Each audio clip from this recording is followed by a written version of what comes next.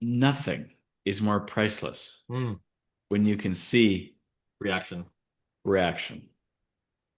It's priceless. And You're upcycling their reactions. correct.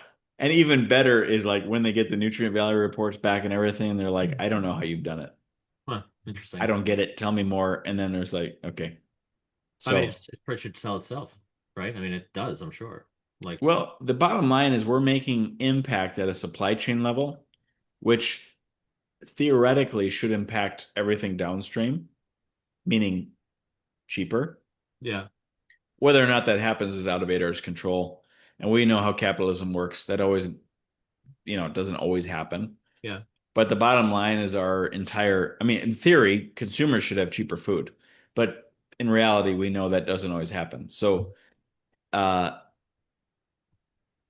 but what we are doing, without question, is disrupting the status quo of massive environmental impact Hell yeah.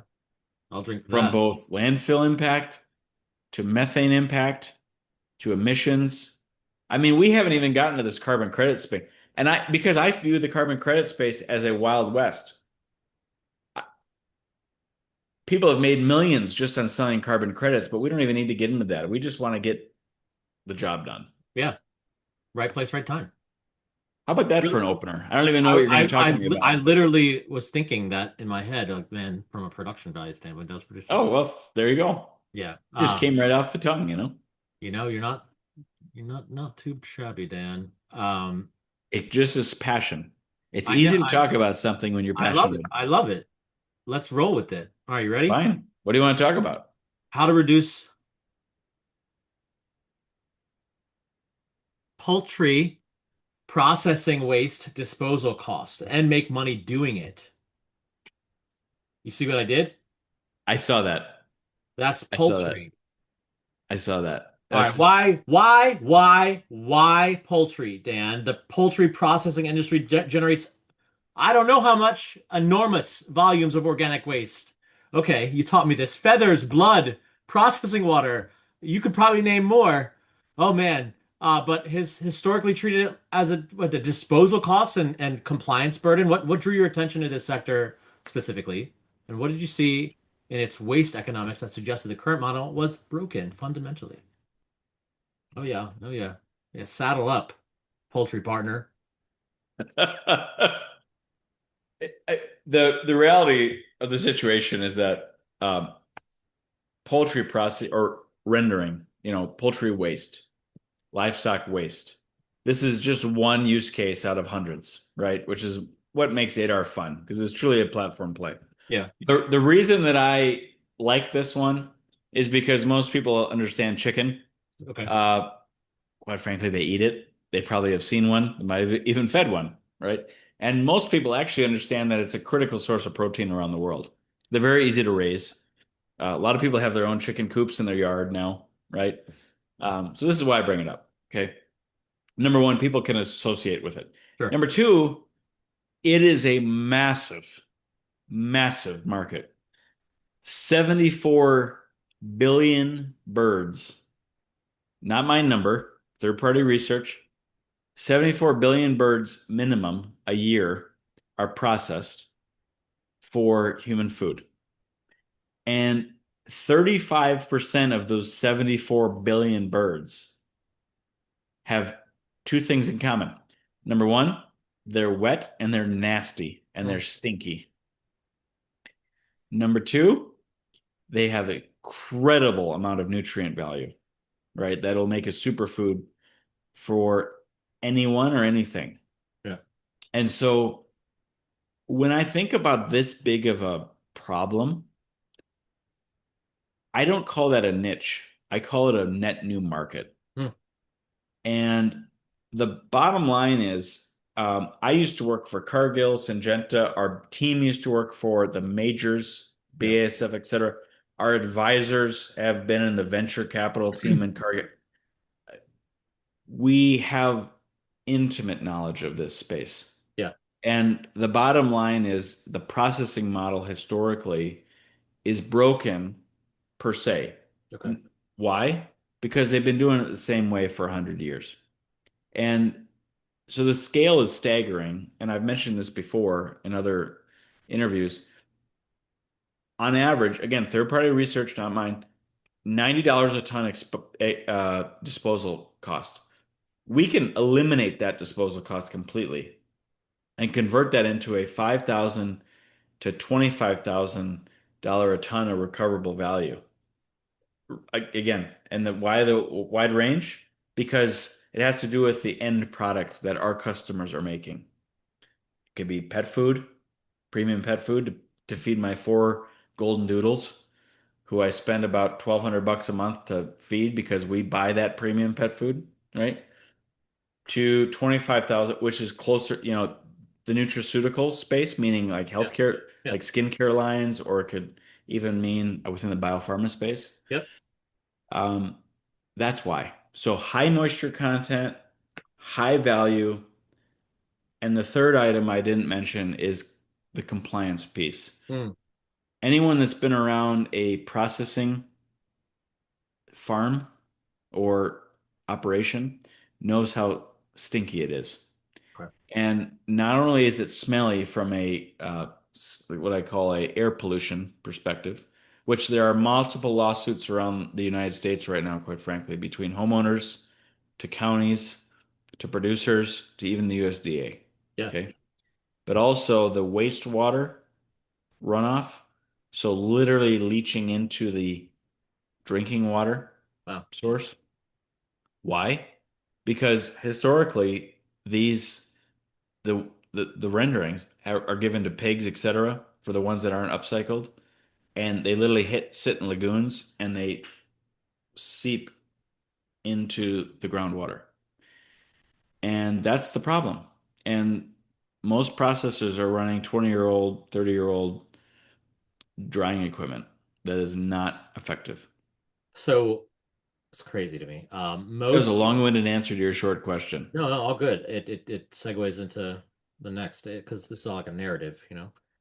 Sure, I guess. Yeah, no, I think I don't know if you'd agree, but like most poultry, yeah, I'm sure this. Most poultry processors know what they pay for disposal, like overall, but I don't know how they account for like the full cost, like the energy, the water, the labor, regulatory exposure, downstream quality degradation, like all the above, right? Like when you walk a plant operator through the complete picture, what does that number look like, and how does their reaction change, or how does that number change their reaction rather? Yeah. So I know I've mentioned this before in other interviews. What I would say is what most plant operators can tell you is something that they see all the time, which is the invoices they're getting at Yeah, the yeah. hallway cost. Automatic, it's automatic, right? Yeah. And they don't even look at it. They look at it at the end of the year. Yeah, What did I yeah, pay yeah. here? Right. Uh, Rarely do they ever look at the whole picture, such as what is the energy cost that electricity or fossil fuel, depending on the situation, typically fossil fuel. What did I pay to run these existing dryers that I had 24/7, right? What's the labor that I paid because they're so slow and inefficient, et cetera? And then on top of that, what's the regulatory exposure, all these other fines, et cetera? And to be clear, depending on what part of the world you're on, you have a lot of taxes going on Mm. related to your carbon impact. And again, we're a global operation. So again, depending on the customer, there's more of a regulatory exposure in certain areas that versus others. Yeah, We're in the US. In Canada, it's a much bigger problem than the US at the moment, just based on the EPA fines. But even the EPA fines in the US can be massive. So the point is that the number climbs fast when you look at the whole picture yeah. versus simply one bill, which is the haulaway cost. And so typically the quality degradation actually surprises them the most. So Okay. they can find all their costs, but what they don't realize is that they're only getting 30% of the value out of their waste stream if they're even upcycling it today, Hmm. um, than what they could be Yeah, because we can give them 100%. yeah, And so typically producers, like my last statement would be 3 to 5 times typically what they actually think they're spending actually comes out when we do a full economic analysis with a customer. yeah. That's eye-opening. It is eye-opening. And who gets the attention the most, obviously, is the C-suite. Sure, The CEO, the CFO, of course. and the COO, Yeah. whoever has P&L accountability. Yeah.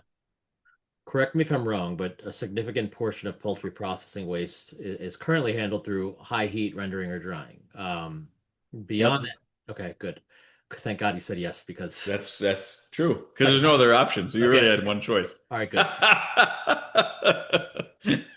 Plot twist. All right, so beyond that energy cost, what is the heat actually doing to the biological and nutritional value of the material, and why does that matter to the customers buying what comes out the other side?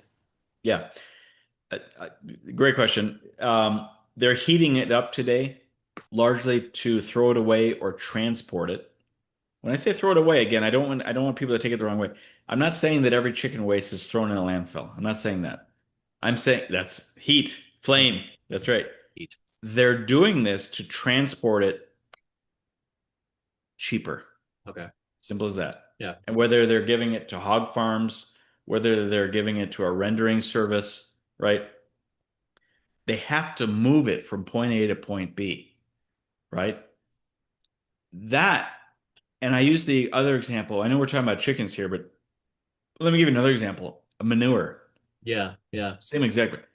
Manure is a lifeline of fertilizer for the world. I don't care where you are. It's just a fact.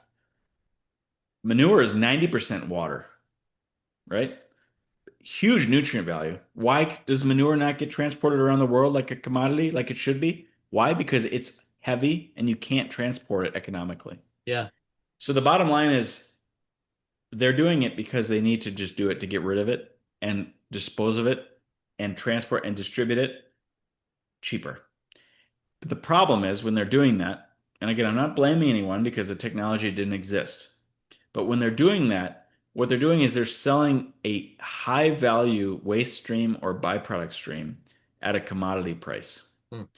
what the markets know today, versus a specialty price. Mhm.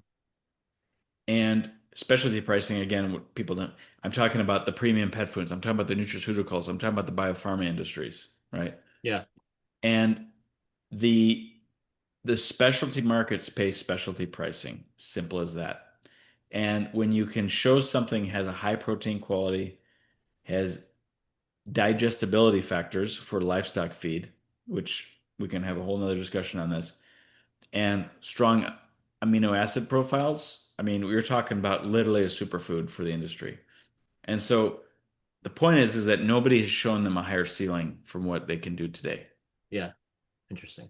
Okay, great segue because we talked about previously acoustic dehydration, as you're well aware of. So what changes when you remove the heat? So like when acoustic dehydration replaces thermal processing in a poultry waste application, what specifically changes about the output? The quality, the downstream value, market positioning, and I guess why does that distinction matter to a processor who's been selling into the same channels for years? It has to do with the fact that no heat means no denaturing of the protein. And by not killing anything, you're literally creating 10x new revenues for people. And Hmm. so basically a processor that's been selling commodity feather meal into the channel has been missing a major opportunity of creating a specialty protein market.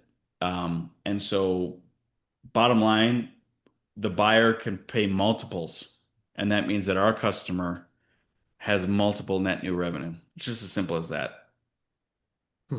Wow. Okay. So the cost savings from switching away from thermal drying are significant, but the mix of where those savings come from shifts depending on the application, right? Like, so in a poultry processing environment specifically with moisture levels, volumes, operational rhythms, like where does the economic case land most powerfully? The uh, what I would say is the energy savings alone of transitioning from a fossil fuel dryer to a electricity unit Uh-huh. alone makes the difference. That's just simple as that. It's a simple electricity. It's a simple cost savings Okay. application. And the bottom line is you can literally put our units in the middle of a field and run these on solar panels if you want. That's Mm, the difference. I didn't know that. Yeah. And so we literally, this is why we say, you bring the waste, we'll bring the equipment. Mhm. We want to go to the source of the problem. That's very, very different than the industry knows right today. You have to bring it to a processing center. And that's the game changer. So alone, the energy savings eh, matters. Not Yeah. only to run a thermal dryer versus an acoustic dehydration dryer, Yeah. which is ADAR, Yep. but also elimination of that transport fee from source to central processing center. So that's the cost component. Mhm. If that did not solve the issue enough for people, the protein premium of not killing 70% of the protein, as an example, that closes the deal all day long. And so typically, our customers have materials that are around 60 to 70% moisture content, Mhm.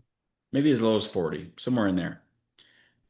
When you can drive that moisture content down from there to 10% as an example, because you can't have it to zero. People say, well, we can get it to zero, but actually that doesn't help anyone because typically what our customers want to do is they want to pelletize it. And you have to have a little bit of moisture in there to pelletize so it holds a form, Sure. right? So, but when you can do that without losing the protein value, it it's ridiculous. It's ridiculous what our customers can make.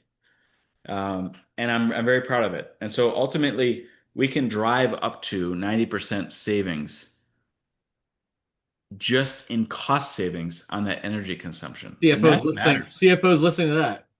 That matters. Yeah. Yeah. Wow. All right. So operational realities here. So like poultry processing facilities run on tight schedules, high volumes, and I don't know, low tolerance for disruption, let's say. Like how does acoustic dehydration integrate into that environment? And then maybe very 101 for me to ask, but like what does implementation actually look like for a plant that's never changed its drying process? Yeah. Uh, it's a great question. And this goes back to my previous statements. They've been at this for 100 years and Yeah, haven't changed yeah, a thing. yeah, yeah. So we designed for the plant that they have and not that the plant that they wish they had or they're designing for. Meaning we can plug directly into the problem area and not have to wait for them to build something to spec to fit ADAR. Hmm. For people that don't come from the industry, I've learned through a lot of conversations, etc., that's largely the current situation. When there's a new technology that a customer wants to integrate, they have to wait to build a new plant. That's not us. And so we ultimately knew that when we are developing our technology, we cannot allow our customers to go through any sort of plant shutdown Okay. or any sort of retooling. And so we're ultimately enabling a what we call a modular deployment, or we put our process alongside their existing process or existing process line, Sure. existing plant warehouse. So it actually integrates directly into the waste handling process stream versus displacing their entire process line. And so ultimately, we're modular, and we allow our customers to try it simply and safely without creating any sort of major risk to their entire process line. Interesting. And so again, if it doesn't work for whatever reason, hasn't happened to ADAR yet, of course, Yeah. but if it doesn't work for whatever reason, they didn't buy anything. They're Yeah. simply Yeah. paying for a service, and then we can walk away. All right. So like what once poultry processing waste has been is this right? Dehydrated through acoustic? Is that a thing? Dehydrated through acoustic? Does that make sense? Has gone through acoustic dehydration? How about? Yes, Okay. gone through acoustic dehydration, which you Yeah. could say is acoustic shock waves, or Okay. Okay. Okay. you could also call it cavitation for Yeah. people that are more from a science background. All right. All That's right. what's happening with real short sound waves that we've all learned about in school. Understood. Versus thermal. Like what does the recovered output actually become? Like what markets, buyers, downstream applications open up that weren't accessible before? I think you touched on this a little bit, but like, maybe there are other areas that you want to like, tease out because I think those will be other things we should be talking about too. Yeah, so what I would say is a superfood for humans would Yeah. be such as like whey protein, Okay. to be an example. Superfood for animals, livestock would be an actual animal feed that increases yield on cattle, pigs. Um, Another example within the within the biopharma space, the components of vaccines actually come from agriculture industries such as egg membranes. That's another example. Egg membranes. Egg membrane is actually the film inside of an eggshell, just as an example, because you're asking for other examples. Yeah. That is a very, very specialty ingredient into vaccines, whether we're talking about BMS or Pfizer, Roche, they all use that ingredient to ultimately create a consistency that they're looking for. And so ultimately, these byproducts are used in many, many industries, Wow. including creation of biofuels and sustainable aviation fuels, etc. Creation of electricity, even. Yeah. Wow. Endless. All right. Well, let's Well, it ice. is endless because we're at the beginning of the supply chain. Yeah. The supply chain starts with us. Yeah. It ends with the customer. Um, that's why sometimes it's hard to talk about ADAR. Oh, interesting. Well, while you were explaining, let's take the chicken whey protein, for example. Sure. I came up with a couple names. Pluck fuel, Pluck fuel. hen gain, alpha hen is like more performance based. Iron bird. I like this. Thank you. Poultry pro, core cluck. All right, I'm I done. like that. I think you could do a few things with this. You Yeah. know, I'm just trying to have some fun with it, Dan. What All I right. describe, what we do is we end up making the high protein powder and we can make it into a pellet and then the customers can Yeah. do whatever they want with it. Yeah, yeah. I love it. Yeah. All right, we'll be the branding extension to all this. All right. All right, so we've talked about the regulatory tailwind previously, but like environmental and food safety regulations around organic waste processing have been tightening. How does a shift towards acoustic dehydration position a poultry processor, not just for current compliance, but where like the regulatory environment is actually clearly heading? Uh, One of our customers said it to me beautifully, and I quote, because I wrote this down and I put it literally on my desktop. Um, the people that are moving forward now are buying compliance insurance for the next decade, meaning the first movers can show the regulators they're making step change to their existing process. Yeah, Nobody can contend with that. And it's an insurance play. yeah. And ultimately that differentiation is becoming a commercial advantage for the high profile segmentation of the market that buy premium products. And again, that goes from skincare lines to food. The last question I have is surrounding what we've also talked about, but kind of brings it home really. So like ADAR is not positioning itself as a piece of equipment that gets sold and forgotten. What does a long-term services relationship with a poultry processor actually look like to you? And why does that model create more value for the customer than a traditional CapEx transaction? Great question. And I'm very passionate about this. And I tell this people 5 or 10 times when I'm talking to investors here that want to deploy capital into ADAR. We are not a hardware company. We are selling an outcome. It's as simple as that. And yes, it's a piece of hardware that's creating an outcome, but it's infrastructure as a service. And Hmm. when it's as a service, that means that you have a connected relationship with customers and it's not a transactional experience. And so we stay in that relationship. We ensure it's working optimally for our customers. We literally remotely monitor its performance. Yes, we have some AI in there as well, but ultimately it's to create the handshake. It's to create an outcome that the customer wants, and we're there to succeed together. And the the customers that are going to succeed the best, quite frankly, are those that want to partner in this resource recovery revolution. Mm. This is not a vendor relationship. This is something of us actually making an impact. ADAR is not here to wave the flag of ADAR and get all the credit. We want our customers to get the credit. It's as simple as that. We're just a solution to enable it. Very good. Dan, I always had fun talking to you. It's a pleasure and an honor. I think that is a mutual feeling, and I appreciate that. I look forward to the next one, my friend. We'll see you soon. Thank you. See you on the other side. Signing off. Signing off.